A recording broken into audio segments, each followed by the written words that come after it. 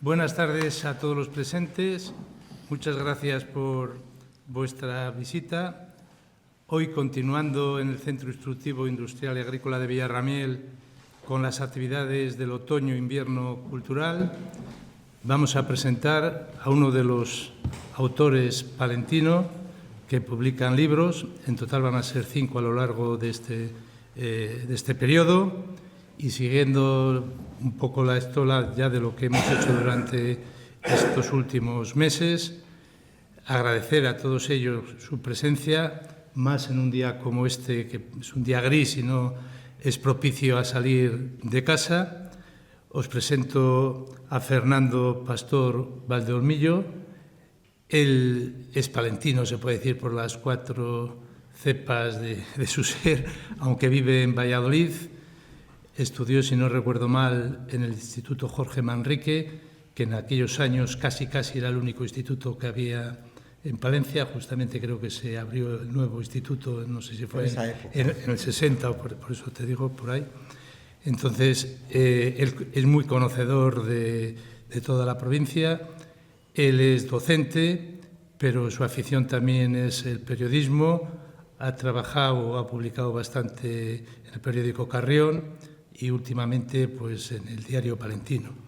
Yo creo que fruto de ese trabajo y de esas publicaciones en el diario palentino es el nacimiento de este libro, si no recuerdo mal. Sí. De todas formas, él nos lo explicará con mejor conocimiento y por mi parte únicamente pues agradecerle el venir un día como hoy aquí a Villarramiel y esperemos que tenga muchos éxitos tanto de libros como en su vida personal.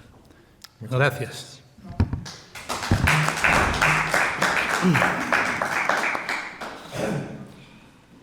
Bueno, muchas gracias a Pablo por la iniciativa de celebrar estos encuentros con autores palentinos, al Casino y a su presidente por acogernos aquí y a todos los presentes, por supuesto, por el interés mostrado por lo que aquí se pueda exponer. Bueno, estoy en Villarramiel, por lo tanto, quiero empezar contando un poco los vínculos que yo he tenido desde joven con Villarramiel, ¿no? En el Instituto Jorge Manrique de Palencia, pues compartí aula con Carlos Pérez, con quien tengo el honor de seguir manteniendo contacto y que hoy está aquí. Como profesor en Valladolid, he tenido como alumnos a Cristina Guerra y a Miguel Ángel Roldán, que me imagino que los conoceréis. Algunos años hemos venido a las fiestas de la mano de Carlos. Incluso hemos venido una vez a comprar una cazadora, ¿no?, haciendo honor a la fama de la localidad en este sector. Bueno, dicho lo cual, pues me centro en el objeto de este acto, que es dar a conocer este trabajo. La primera idea fue el libro, no fue el periódico. Lo que pasa es que mientras se recopilaba información sí que lo fui publicando en el periódico, pero desde el primer momento la idea era el libro. Con él he pretendido reflejar la sociología de la comarca del Cerrato a través de las anécdotas que protagonizan sus gentes, que tampoco tiene por qué ser muy diferente a la de Tierra de Campos, claro, porque son cuestiones muy similares en todos los pueblos. Reflejar esa sociología a partir, digo, de las anécdotas, pero en un sentido amplio, es decir, anécdotas no solamente como hechos puntuales anecdóticos, que también, sino, pues, por ejemplo, formas de vida antiguas que vistas desde hoy resultan anecdóticas, ¿no? Soy consciente de que las vivencias de los pueblos reflejan en gran medida su idiosincrasia y por eso me embarqué en este proyecto, pero como en prácticamente todas las cosas, para embarcarse en un proyecto se necesita un empujón, ¿no? Ese empujón fueron los libros de un compañero periodista que se llama Rafael Castellano, un periodista de Madrid, que empezó a escribir en La Codorniz, que es una revista satírica que existió hace muchos años, de la que su padre era director. Entonces yo tengo amistad con Rafa Castellano y leyendo sus libros vi lo hilarante que podía ser dedicarse a recoger este tipo de historias. De hecho, en la introducción del libro mío cuento alguna a modo de demostración de lo que me llevó a empezarlo, ¿no? Sí que he cogido aquí porque, bueno, una de las autoras palentinas que hemos compartido están en la Feria del Libro en San Antolín, me lo dijo, que lo citara, ¿no? Entonces, he recogido 3 anécdotas para contar aquí que no son mías, que son de los libros de Rafa Castellano. Una de ellas contaba de un paisano que se metía huevos en la boca y al final los amigos tuvieron que evitar que se asfixiara apretándole de tal forma la tripa que expulsaba los huevos a muchos metros de distancia. Otra de las anécdotas que contaba decía que, lo leo textualmente, un ganadero cuya vaca movía continuamente el rabo y no se dejaba ordeñar. El ganadero buscó una cuerda para atarle el rabo a una pata y poderla ordeñar, pero como no encontró una cuerda, decidió usar el cinturón de su pantalón. Se puso detrás del animal y al quitarse el cinto se le cayeron los pantalones. En ese momento entró gente en el establo y le vieron con los pantalones bajados y detrás de la vaca y apartándole el rabo. Antes de que los visitantes dijeran nada, el ganadero se adelantó a decir: sí, es lo que pensáis, de nada me va a valer que os diga que no es lo que pensáis. Otra similar contaba que acude un veterinario a la casa de un ganadero, le abre la puerta a la mujer y el veterinario le dice: vengo porque me ha avisado su marido para lo de la inseminación artificial de la vaca. La mujer del ganadero le respondió: muy bien, mire, ahí está el establo con la vaca y ahí tiene usted la percha para colgar los pantalones.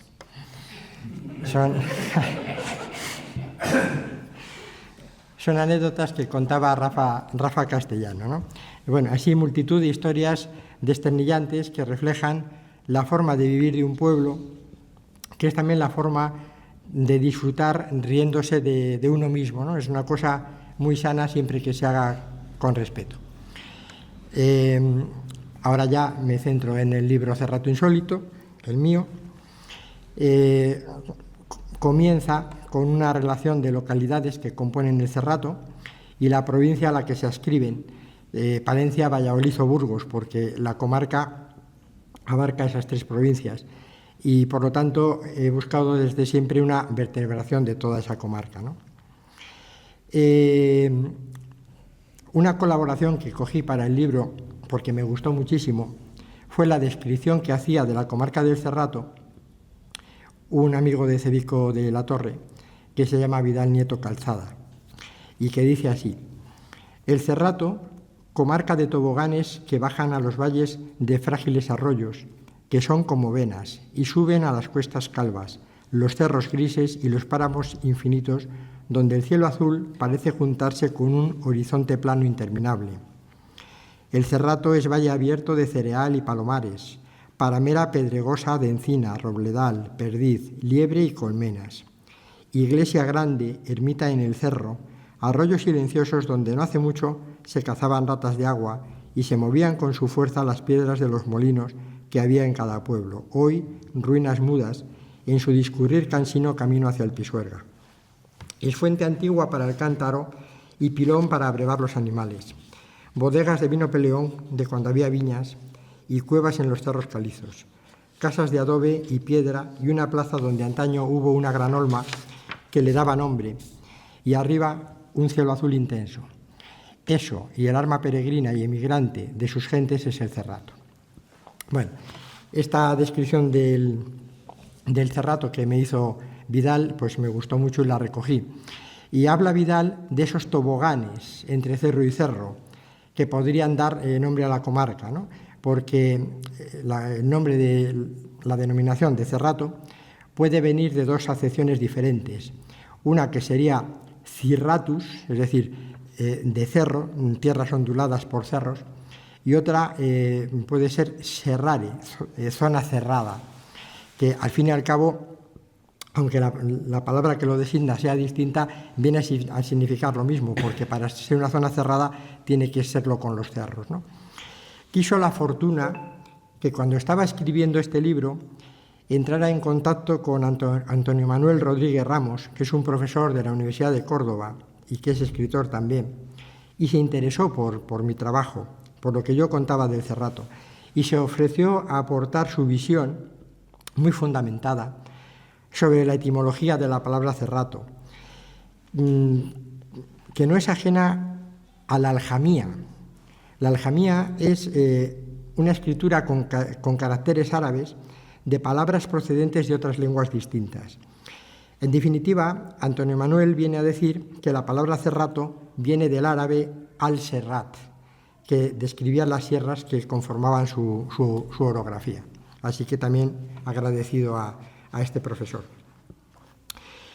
Después en el libro enumero los principales museos que alberga esta comarca y que merecen la pena ver. El principal, lógicamente, el denominado Museo del Cerrato, que está en Baltanás, donde se recoge cantidad de documentación de todas las localidades del Cerrato.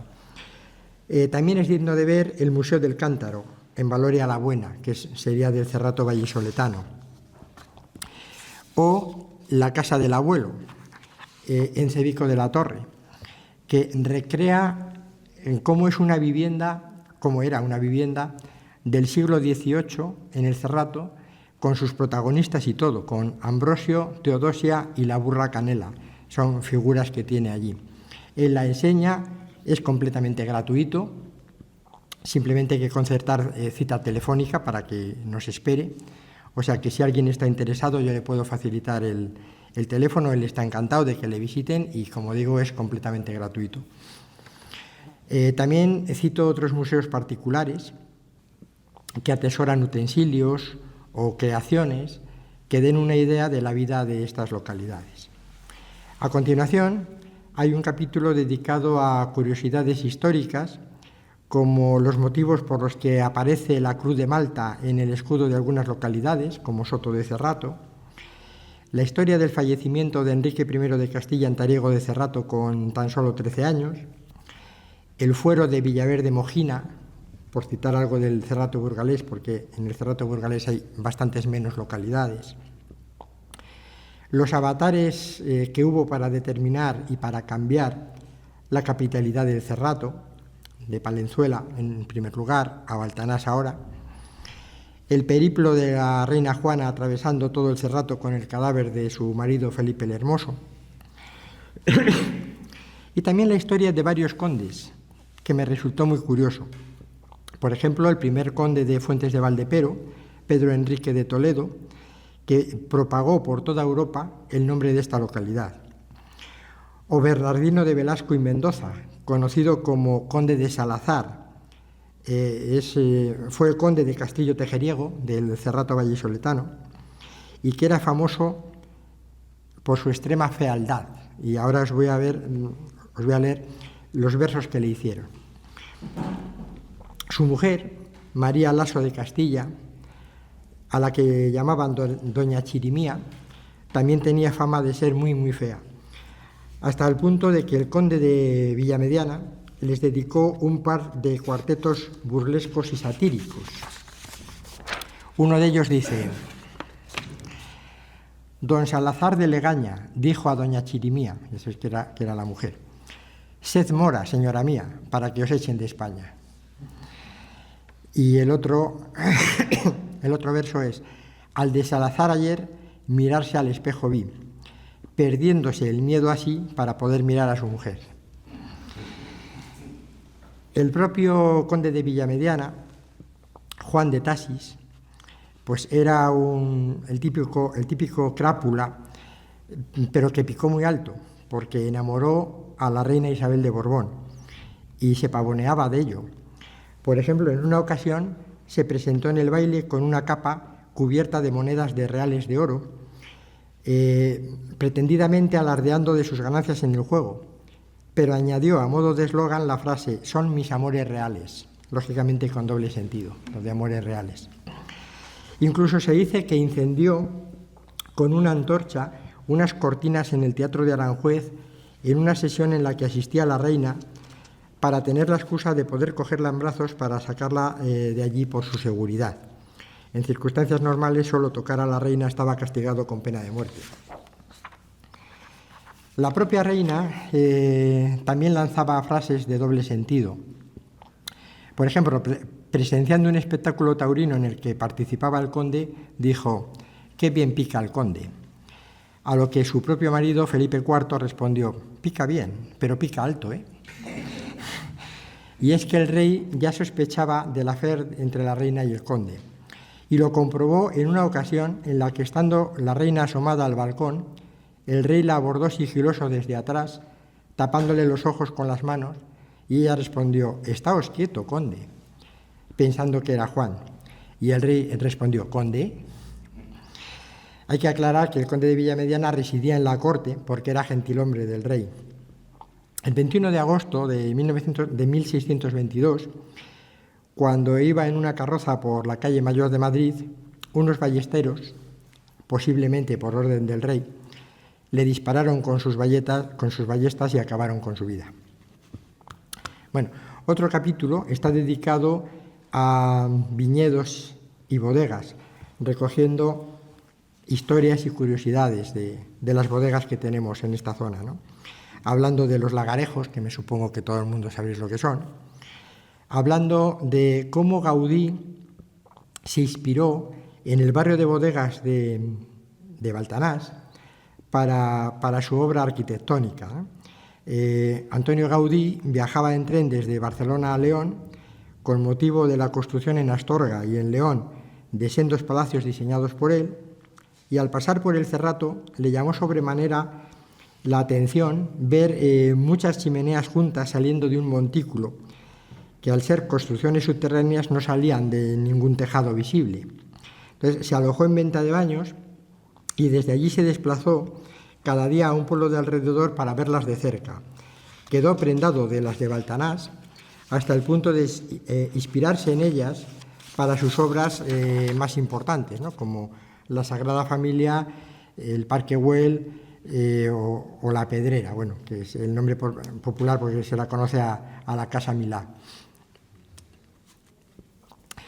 Luego, otra zona de enoturismo relacionada con el vino, por tanto, sería Valoria la Buena, en el Cerrato vallisoletano.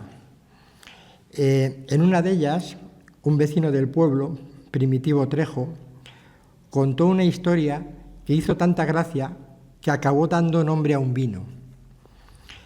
Allí había un mochil es el que llevaba los almuerzos a los labradores, al campo. Pues había un mochil llamado Mariano, tenía como cometido ir con el burro desde la plaza del pueblo hasta las eras para llevarles la comida a los segadores. Pero el pollino era muy esquivo y generalmente se negaba a andar. Por más que Mariano le azuzaba e incluso le pinchaba con una navaja, el burro no arrancaba. Un día Primitivo, que es el que nos contó la historia, y unos amigos vieron lo que sucedía y le dijeron: «Mariano, si quieres, mañana hacemos que el burro ande». A lo que el mochil, pues claro, encantado. Se hicieron con un palo redondo y 2 guindillas grandes y muy picantes. A la hora convenida se encontraron con Mariano en la plaza y le dijeron: «Le vamos a meter al burro una guindilla por el culo, verás cómo sale corriendo y no parará hasta que llegues a la era. La otra guindilla guárdatela en el bolso y si a la vuelta el burro tampoco quiere andar, se la pones también». Le indicaron a Mariano que se montara en el burro y se agarrara bien, pues en cuanto el asno sintiera el picor de la guindilla dentro de su ser, saldría disparado. Cuando Mariano estaba montado y bien agarrado al jumento, uno agarró el burro por delante y otro procedió, con ayuda del palo, a meter la guindilla por el esfínter del asno. En cuanto le soltaron, el burro, como estaba previsto, salió corriendo con tanta virulencia que a Mariano cada vez le costaba más seguir agarrado y antes de llegar a su destino se cayó. El burro siguió corriendo como loco, mientras Mariano en el suelo gemía: «¿Y ahora qué hago yo? ¿Y ahora qué hago yo?».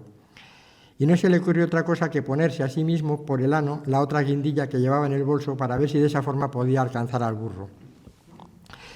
Y al igual que había ocurrido con el pollino, el mochil también salió disparado a la carrera, llegando a la vez que el burro al lugar donde estaban los segadores. Esta anécdota causó tanto regocijo entre los presentes, que eran unos turistas ingleses, que el bodeguero Enrique Concejo, decidió poner a su nuevo vino el nombre del burro loco. Esa es la historia que explica el nombre de este vino. Otro capítulo está dedicado al pastoreo, donde recojo la forma de vida de los pastores, sus vicisitudes, los chozos de pastor, esas construcciones hechas sin argamasa, la historia de Massimín, un pastor de Cebico de la Torre que a punto estuvo de echarse novia con el DNI, simplemente viéndole por el DNI, la historia del tío Grande, un pastor con una fuerza descomunal que se casó con una mujer que siempre llevaba todo su dinero en la pechera metido en el sujetador y llegó a llevar más de 1 millón de pesetas. O la historia que da lugar a un dicho en Baños de Cerrato, que es el negocio del chivo. En muchos pueblos existía la figura del chivero, cuyo trabajo consistía en sacar a pastar las cabras de todos los vecinos, de los distintos propietarios.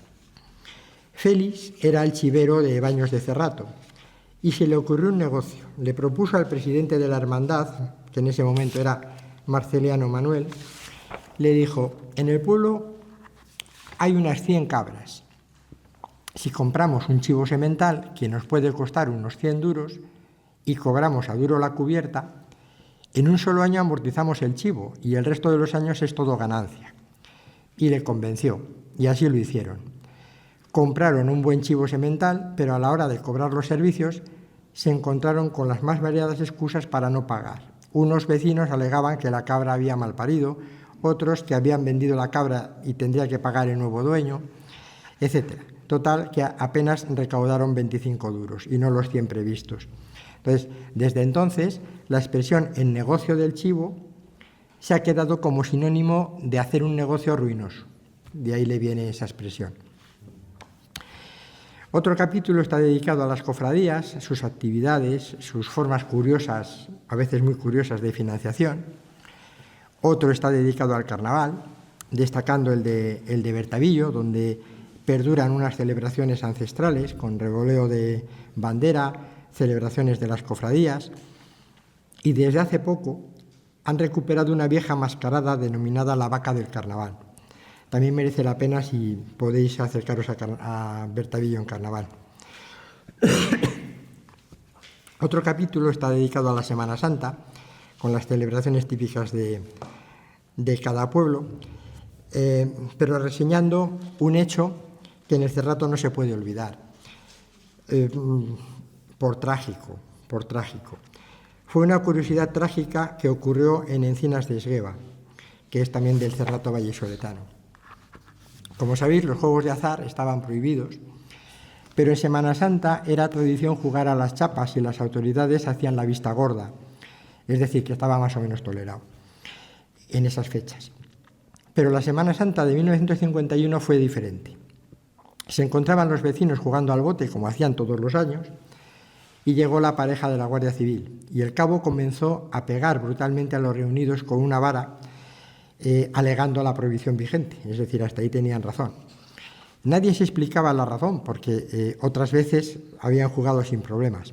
Hubo quien apuntó, eso no lo podemos asegurar, que el cabo pretendía requisar la cartera a los almendreros, que son los que llevaban el bote, porque días antes había él perdido mucho dinero jugando al julepe. El caso es que de esta intervención brutal de la Guardia Civil resultaron varias personas heridas y llamaron al alcalde, que era Florentino Molinos. Este alcalde ordenó subir al ayuntamiento a todos los implicados. Y allí el cabo de la Guardia Civil se puso nervioso, hubo un enfrentamiento verbal y el cabo hizo ademán de disparar su fusil. El alcalde y el guarda jurado, al ver que el cabo hacía ademán de sacar el fusil, sacaron instintivamente sus armas, que iban armados. Se escuchó un disparo y el cabo cayó muerto con un disparo en el pecho. Tras conocerse la noticia, llegó a Encinas una tropa de la Guardia Civil con intención de arrasar el pueblo en venganza y tuvo que intervenir el gobernador para que no lincharan a los vecinos. Todo apunta a que quien disparó el arma fue el guarda jurado, ya que la pistola del alcalde se encasquilló y no disparó. Pero el alcalde se autoinculpó, dijo que había sido él. Era consciente de que si era juzgado y condenado a muerte, lo más probable era que le conmutaran la pena, dado que en aquel tiempo, estamos hablando de 1951, era un alcalde de Falange, ¿no? Y el hecho de ser de Falange hacía como muy probable que le conmutaran la pena. Mientras que si el condenado era otro y le condenaban a muerte, pues se la aplicarían con toda seguridad. Hubo un juicio en la jurisdicción militar. El abogado defensor fue Álvarez Taladriz, muy famoso en Valladolid, de hecho tiene una calle dedicada, es de los mejores abogados que había. Y este hombre, Álvarez Taladriz, temía que el juicio fuese una farsa y que las sentencias condenatorias estuviesen ya previstas de antemano, ¿no? Entonces lo que hizo fue encender un mechero y dio con él una vuelta por la sala donde se estaba celebrando el juicio, con el mechero encendido. Eso enfureció al presidente del Tribunal Militar y le preguntó: ¿pero usted qué está haciendo? Y él respondió: estoy mirando a ver si encuentro un poco de justicia, porque al parecer aquí no la hay. Entonces el presidente del tribunal reaccionó decidiendo encarcelarlo. Mandó encarcelar al abogado y ello motivó la primera huelga de abogados que hubo en todo el Estado español. Por eso digo que esto en el Cerrato no se olvida. Tal como estaba previsto, el alcalde fue condenado a muerte, pero le fue conmutada la pena por 30 años de prisión, de los que solamente cumplió 14, y además en régimen abierto la mayoría de ellos, con lo cual pues, se saldó bastante favorablemente. Otro capítulo del libro está dedicado al tiempo de difuntos, muy apropiado, ¿no?, para la fecha de hoy y de este fin de semana, dada la festividad. Entonces, ahí hablo de los distintos tipos de misas de difuntos, según la capacidad económica del finado y de su familia, de los ataúdes comunitarios que había, que servían para varios usos, metían el cadáver, le volcaban, volvían a utilizar el mismo ataúd. De las supersticiones que había alrededor de un tema como la muerte, o de casos como el del carpintero de Alba de Cerrato, Alejandro, que se encargaba, en su calidad de carpintero, se encargaba de confeccionar los féretros para sus convecinos, ¿no? Pero cuando falleció uno de los vecinos de Alba, pues no tenía existencias. Alejandro no tenía ningún ataúd hecho y tuvo que ir a por uno a Palencia. Palencia está a 26 kilómetros de Alba y fue en bicicleta. Y al volver pues fue todo un espectáculo, porque ver a un hombre llevando de remolque en una bicicleta un ataúd pues era un espectáculo. Las dificultades para obtener féretros, cuando no existían funerarias en la zona, propiciaba que se transportaran en coches de línea. Entonces, aquí me han contado una historia que yo no me la acabo de creer. Pero bueno, como me la han contado, la cuento. Y también digo que no me la acabo de creer. Bueno, era frecuente que cuando se viajaba en un autobús, los viajeros que no cabían se subían a la vaca del autobús y viajaban allí. Y cuando había que transportar ataúdes en un autobús, pues lógicamente también los colocaban en la vaca, ¿no? Y lo que me contaron fue que en un autobús de línea entre Palencia y Hérmedes de Cerrato, pues se dio este caso. Llevaban un ataúd en la vaca del autobús. Varios viajeros se tuvieron que subir allí también por no haber asientos disponibles en el interior. Y al poco de salir de Palencia comenzó a llover. Entonces uno de los viajeros se metió dentro del ataúd para resguardarse de la lluvia. El autobús paró en Venta de Baños, donde se subieron más pasajeros que también se tuvieron que subir a la Vaca. Vieron un ataúd, pero no sabían que estaba ocupado. Al llegar a Tariego, el que iba dentro del ataúd abrió la tapa y sacó la mano para ver si seguía lloviendo, con lo cual provocó un susto tremendo a los demás pasajeros que estaban allí y no le habían visto meterse antes. Esta historia, o muy similar, la cuentan en otros sitios, con lo cual me hace pensar que no es verdad, claro, que es un simple chascarrillo. Relacionado también con el tiempo de difuntos, está el tema de las plañideras. Era una figura que existía antiguamente, mujeres contratadas para llorar en los velatorios y que cobraban por ello, es decir, no tenían ninguna relación familiar con el difunto. Las contrataban, lógicamente, las familias pudientes para que el velatorio tuviera cierto empaque y se viera que el difunto tenía quien llorara por él, ¿no? Entonces, en Valbuena de Duero, en el Cerrato vallisoletano, un señor contrató a 5 plañideras para que fuesen a llorar a un velatorio familiar. Les dijo que les daría 10 pesetas a cada una. Tras el velatorio, pues se fue a pagarlas y llevó 45 pesetas. Claro, las cuentas no cuadraban. Eran 10 pesetas para cada una y eran 5. Debería de haber llevado 50, pero llevó 45. Y aclaró la cuestión. Es decir, a una de ellas la iba a pagar solamente 5 pesetas, la mitad. Ante las quejas de la afectada preguntando la razón de por qué a ella le iba a pagar solamente la mitad, le dijo: a ti solo te pago la mitad porque como eres tuerta solo has llorado por un ojo. Entonces le pagó solamente la mitad. Otro capítulo del libro está dedicado a las bodas, las bromas que se hacían a los novios, las novias que se casaban de negro, bodas que se celebraban de madrugada por diversas razones, muy distintas unas razones de otras.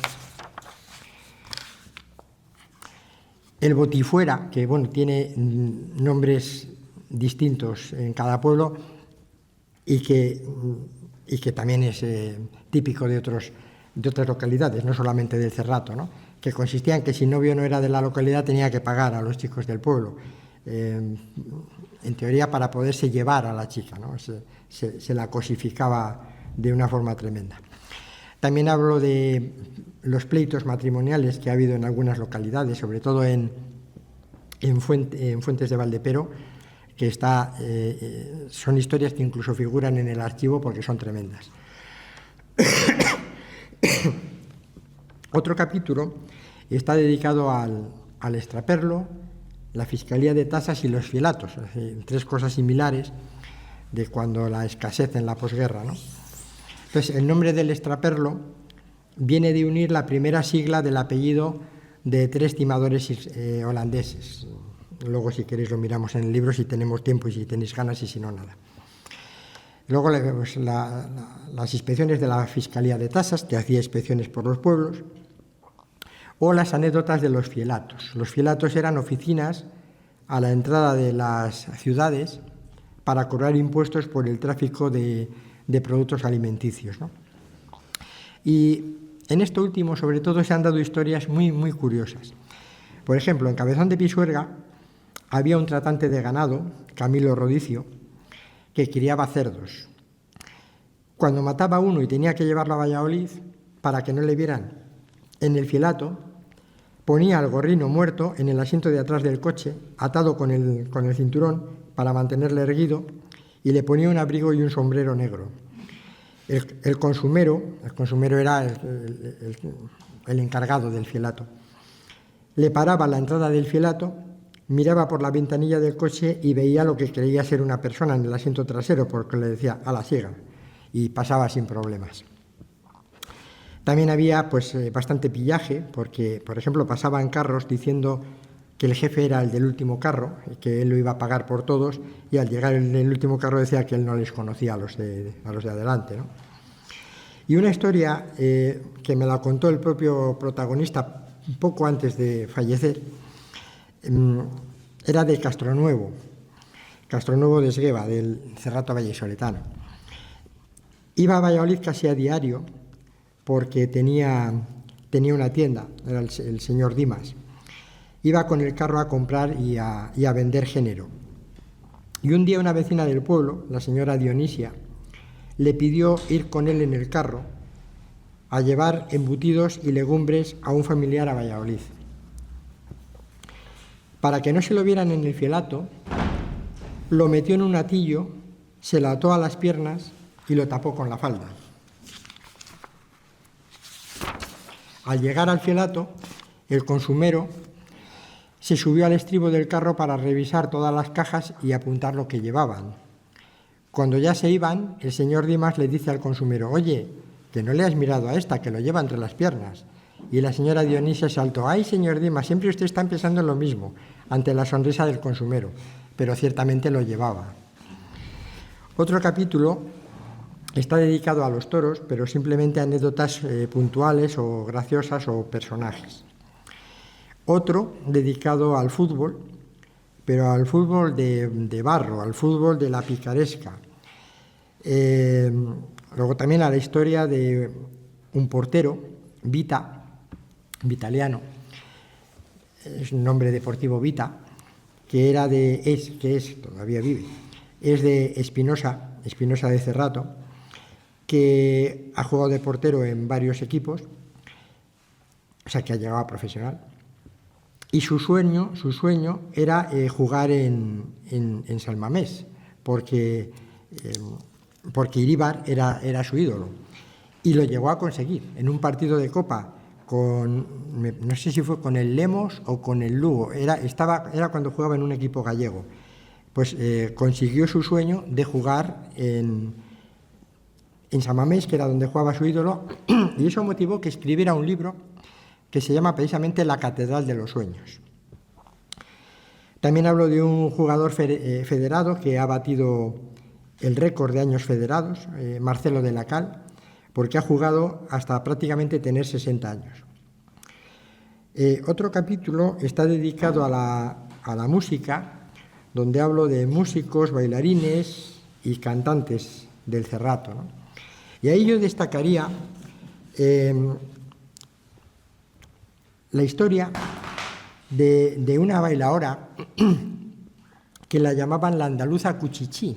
Entonces, digo que lo destacaría pues para tener oportunidad de hablar de qué significa esa expresión, Cuchichí. Bueno, pues esta es una mujer de Ventadebaños, se llama Rita.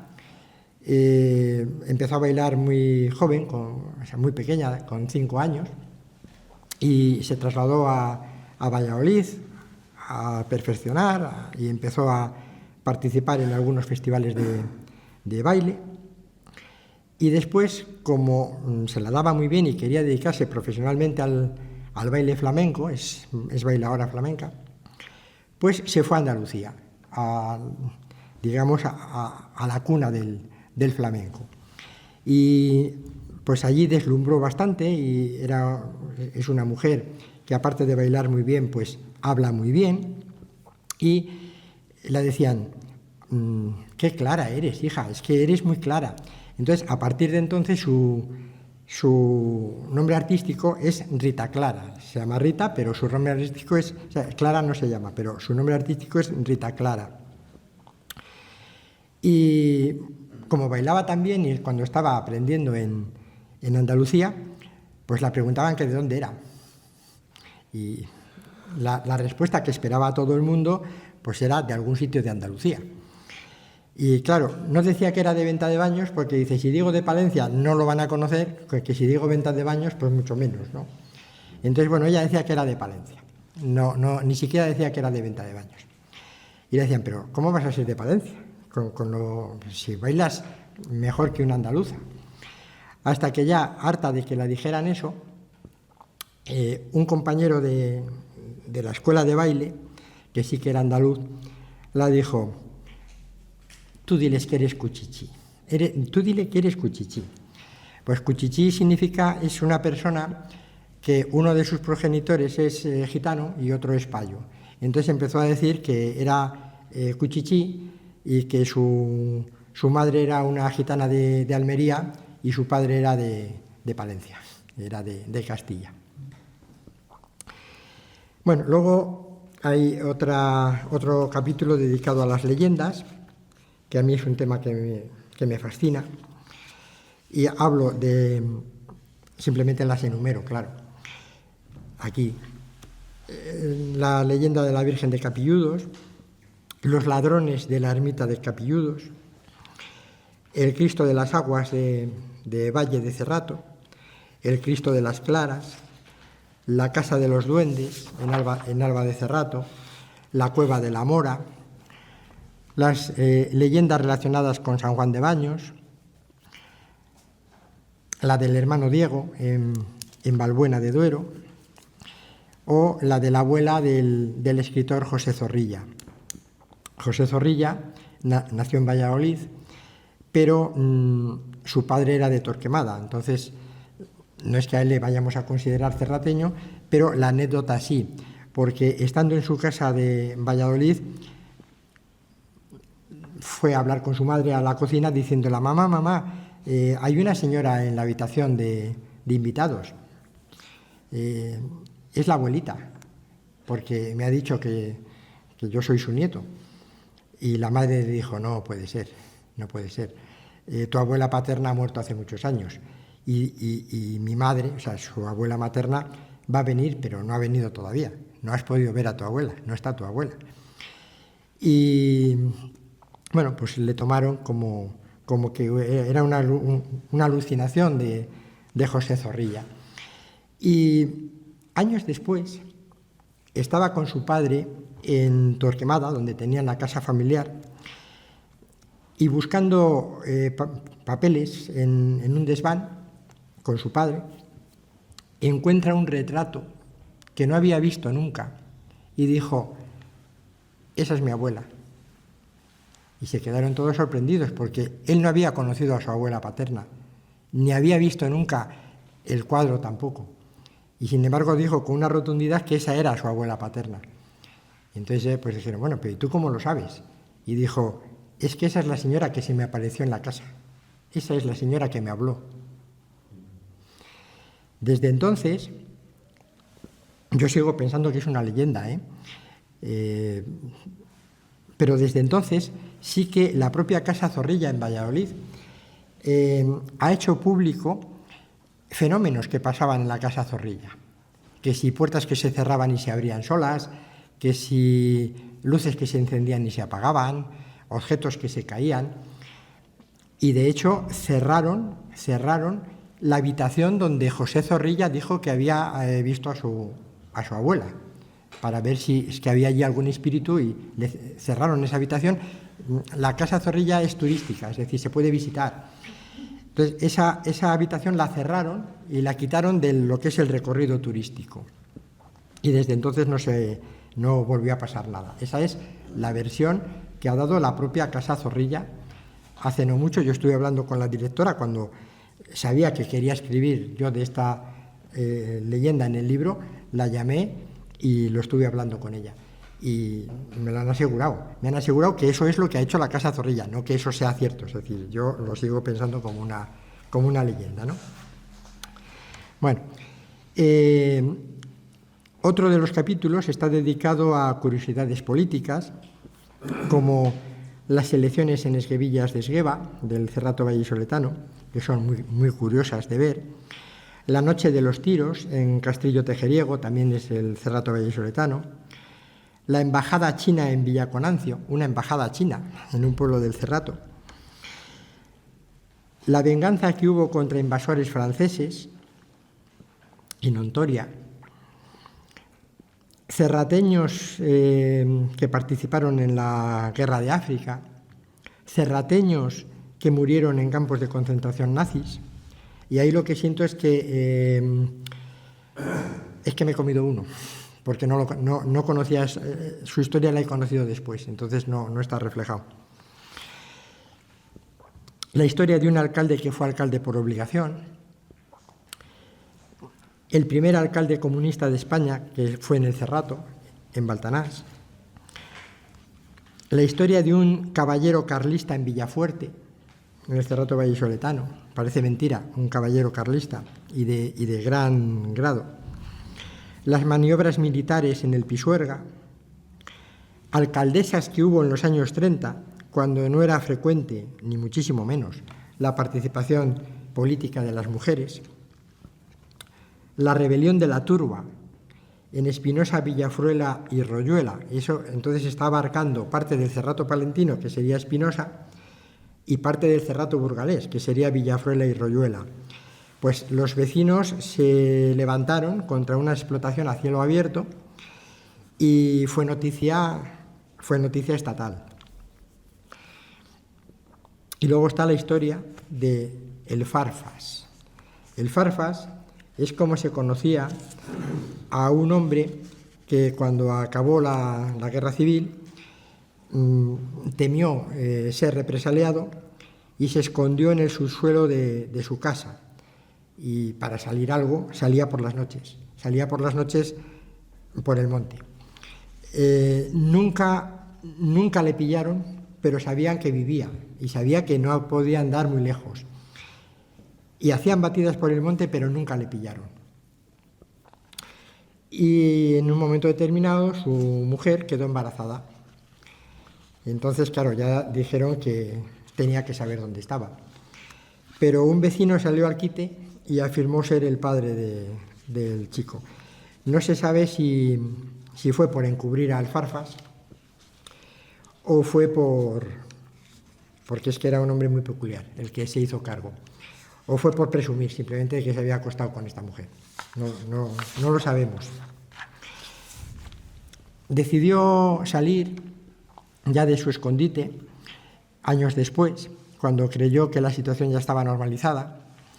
Y bueno, pues efectivamente no lo encarcelaron, pero trabajando de electricista, que era su oficio, recibió una descarga eléctrica mortal. Entonces se cree que no fue accidental, que fue intencionada. Hace muy poco, este verano, recibí una llamada y era su nieta. Dijo que tenía noticias de que yo había escrito un libro en el que hablaba de su abuelo. Yo me puse a temblar porque digo, uy, ¿qué me va a decir? No la va a gustar. Y me dijo que le había gustado mucho, que lo habían hablado con la familia y que lo que yo decía y de su abuelo, de cuando estuvo escondido y de cuando el hijo y demás, que era rigurosamente cierto y que quería quedar conmigo para comprarme el libro. Y hace muy poco tiempo, porque eso fue en verano, pero yo en verano no estoy en Valladolid y entonces hasta hace 15 días o así no la he visto y he quedado con ella y se ha llevado el libro. El último capítulo está dedicado a personajes. Entonces, ahí hablo del Chalán, de Magá de Pisuerga, como bien sabe Juan Luis, de Massimino y Valeriana, de Piña de Esgueva, del Cerrato Vallisoletano, de Masi el Cojo. Esta es una historia, bueno, no la tengo aquí escrita, pero sí que merece la pena contarla en pocas palabras, porque tampoco quiero cansaros demasiado. Masi, Máximo Montoya, le pilló, bueno, era de Villaviudas, le pilló un autobús de línea, un coche de línea, cuando tenía 5 años. Estaba jugando en su pueblo con un balón y se le fue a la carretera y sin mirar salió a por el balón y pasaba el coche de línea y le pilló. Entonces le tuvieron que amputar una pierna y se la pusieron de una prótesis de madera. Como era tan pequeño, se adaptó perfectamente. Lógicamente se la iban cambiando a medida que él iba creciendo, ¿no? Pero como ha estado prácticamente toda la vida con una pierna de madera, pues llegó a hacer vida normal, se manejaba muy bien, y participaba en todas las actividades de las fiestas y sobre todo le gustaba muchísimo jugar al frontón. Y según él, porque lo he hablado con él, jugaba de maravilla. Se marchó a Toledo a estudiar lo que le gustaba estudiar la talla de la madera y se marchó a Toledo. Y allí siguió practicando su afición, que era jugar al frontón. Y no se le ocurre otra cosa que jugar al frontón en la pared del Alcázar de Toledo, cosa que está prohibidísima, claro, porque es un monumento, y se ponía a jugar al frontón en la pared del Alcázar. Entonces, claro, cuando se enteró la autoridad, fueron a llamarle la atención, a ponerle una multa, a prohibírselo, a lo que fuera, ¿no? Y se llevaron la sorpresa de que quien estaba jugando al frontón pues era una persona que solamente tenía una pierna. Y se hizo famosa esa historia en Toledo y fue mucha gente a jugar con él al frontón. Me figuro que ya no jugarían en el Alcázar, pero en Toledo. Y el caso llegó a oídos de una televisión francesa y se presentaron en Toledo. Se presentó en Toledo una televisión francesa a hacer un reportaje sobre este hombre que se emitió en la televisión francesa con el título de El cojo que juega al frontón.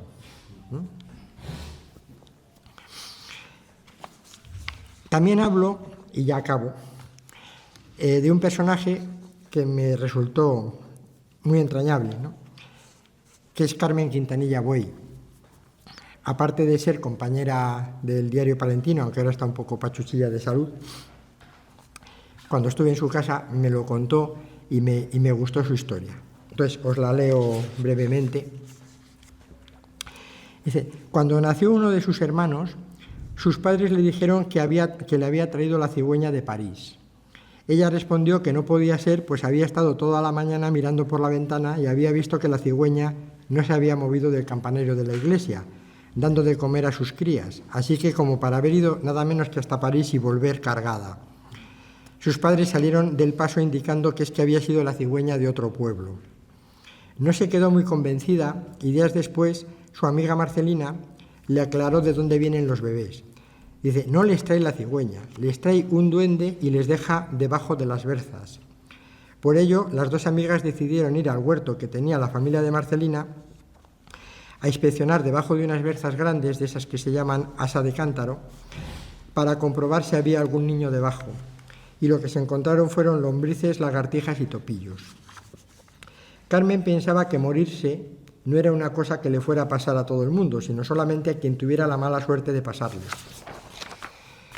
Pero un día llegó a Magaz un primo de su amiga Marcelina, al que llamaban Ratita, y les puso al corriente de que todos, tarde o temprano, hemos de morir.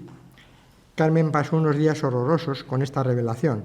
No se centraba en la escuela, no dormía y apenas comía. Tuvieron que decirle que existía un cielo y un infierno y que tras morir cada uno iría donde le correspondiera según sus méritos. Que en el cielo se estaba estupendamente, se flotaba entre las nubes, había angelitos tocando música celestial con una flauta, estaba Dios sonriendo y atusando el pelo a los niños, y la Virgen preparando la comida del niño Jesús mientras éste jugaba al escondite entre estrellas y luceros. Claro, le pusieron muy bien las cosas, ¿no?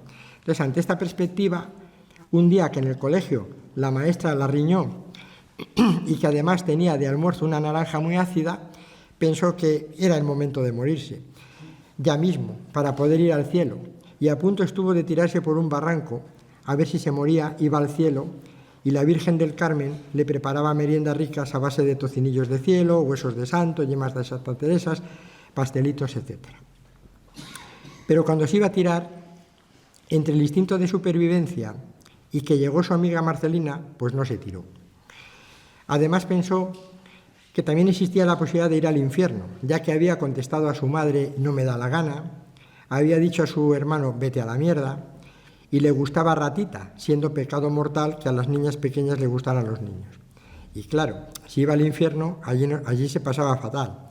Los demonios la pincharían con sus horcas y ardería en el fuego eterno. Y así acaba el libro, ¿no? Sí, entonces, decir que yo comencé en el año 2008 a recoger estas vivencias por los pueblos. Esos primeros años fueron solamente recopilar. En el año 2015 empecé a publicarlas por capítulos en el periódico Carrión. Desde enero del 2021 aparecen semanalmente todos los lunes en el Diario Palentino. Entonces, si alguien está interesado en seguirlas, pues tanto en el periódico en papel como en la página web del Diario Palentino, cada lunes una página está dedicada a historias del Cerrato. Y nada más, sí que me gustaría que si alguien quiere hacer alguna pregunta, pues la haga.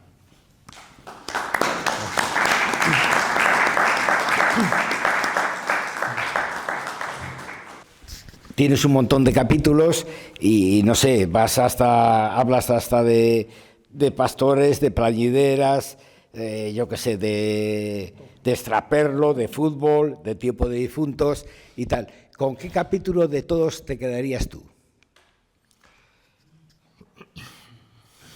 Es muy difícil elegir. Eso es como el que tiene 4 o 5 hijos, ¿no? ¿A quién quieres más?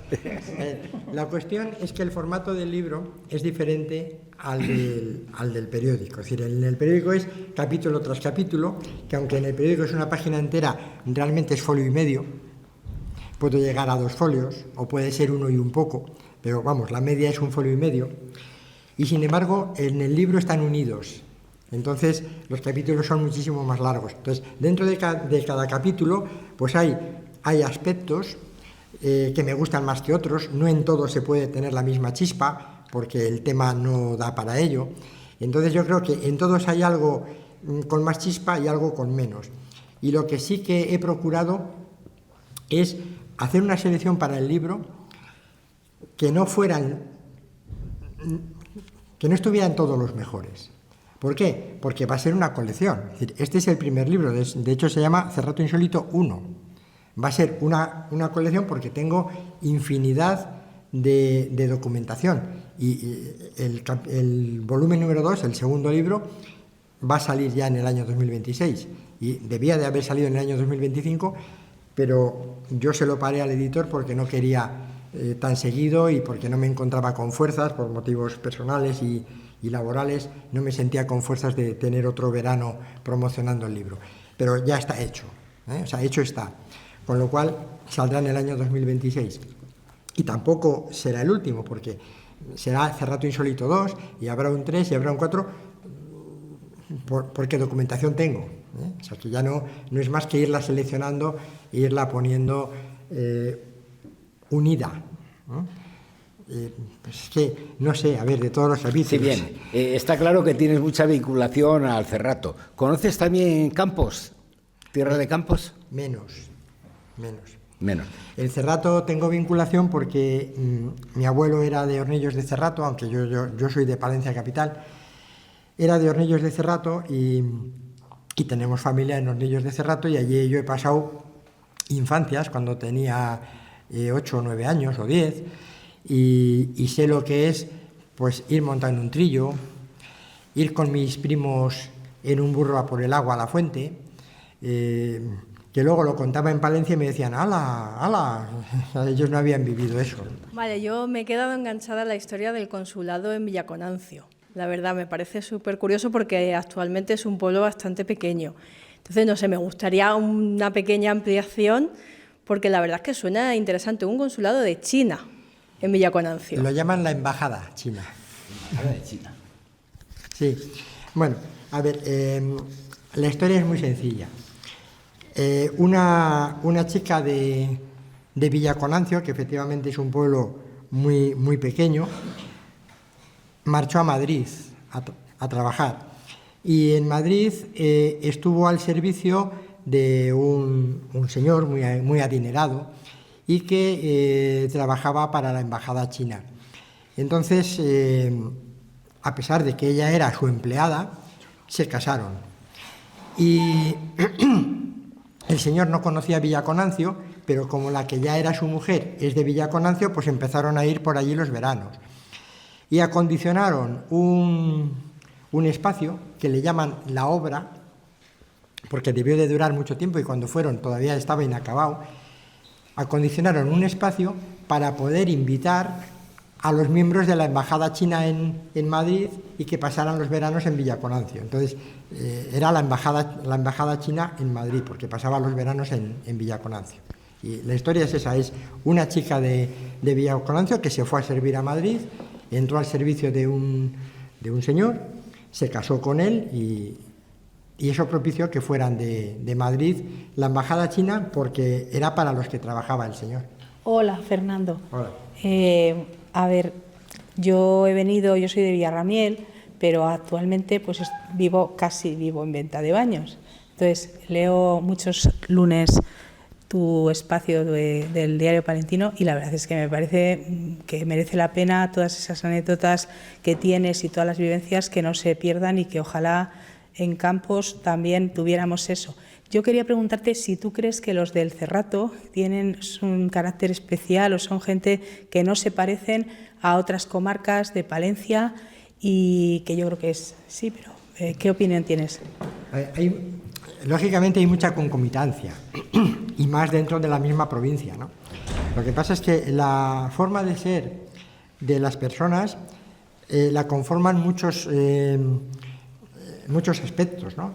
Pues uno de ellos es la orografía, igual que puede ser la lengua, que en este caso no puede ser porque es la misma lengua en Campos que en el Cerrato, pero igual que los vascos, los catalanes se diferencian claramente los andaluces también se diferencian claramente entre sí y de otras regiones, pues yo creo que hay múltiples aspectos que conforman la idiosincrasia de unos habitantes. Entonces, ¿por qué en unos pueblos tienen unas costumbres y en otros otras? ¿Por qué es típico en algunos pueblos la danza del lazo y en otros no conocen lo que es la danza del lazo?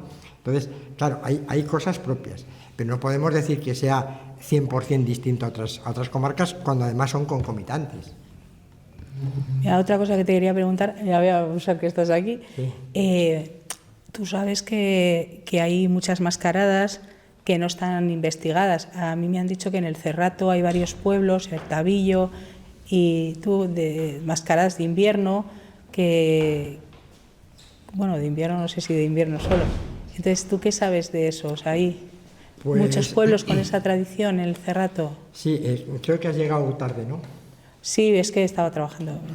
Es que sí que he hablado que en Bertavillo se ha recuperado desde hace un par de años solo, dentro de sus carnavales, una mascarada que se llama La Vaca del Carnaval.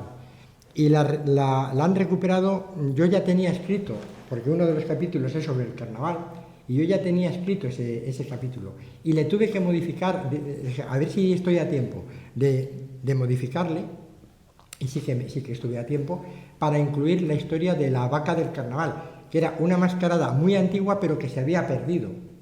Y la han recuperado hace, un par de años. De otras no sé, pero la de Bertavillo, sí, hablo de ella en el libro, pedí fotos y me lo mandó la prima de una compañera mía del instituto, que vive allí, y me mandó una foto muy bonita de la mascarada del carnaval, y se llama La Vaca del Carnaval. No sé más, pero en Bertavillo seguro y está recogida. Pues ahí tienes un campo de trabajo muy bueno, yo creo.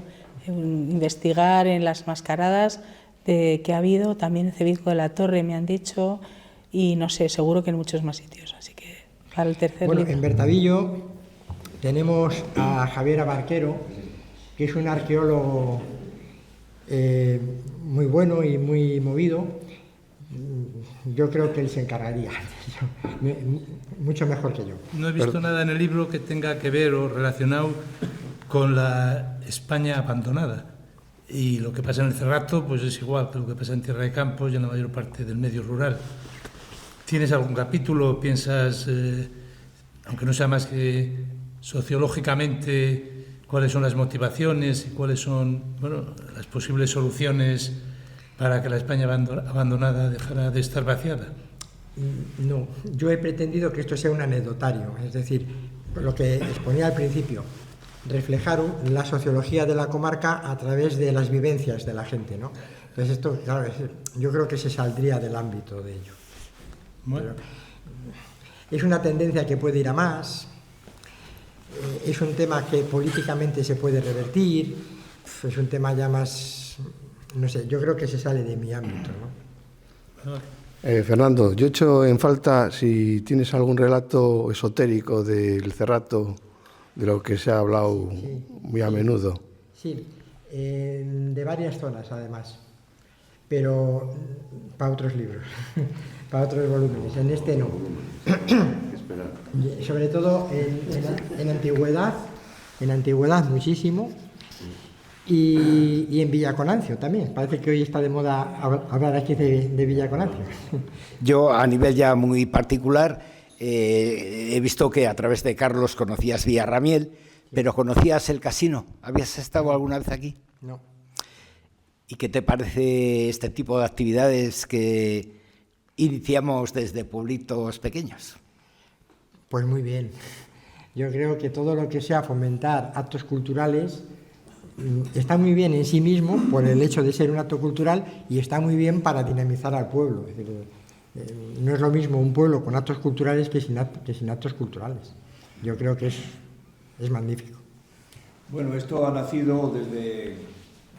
hemos hecho un consorcio de escritores palentinos y bueno, de ahí surgió la idea y ofrecimos los miembros de la Junta este centro pues para presentar libros o para, en fin, que la cultura siga más hacia adelante. Esperemos, yo veo a Tess que se sonríe, que esto siga y que continúe y que venga más gente, que creo que esto merece la pena. Parece mentira que en Villarramiel, teniendo la biblioteca, una de las bibliotecas más antiguas de la provincia, que no haya surgido, y que además yo estoy segura de que aquí hay muchísima gente aficionada a leer, que no haya surgido un club de lectura. Me parece que he visto hace poco que en Ampudia iban a hacer una concentración ¿no? de clubes de lectura de diferentes pueblos. Entonces, qué raro que, habiendo la biblioteca estando en funcionamiento desde 1955, que nadie haya propuesto pues, crear un club de lectura, que pues, hay mucha gente que lee, en Villarramiel, estoy segura. Pues muchas gracias.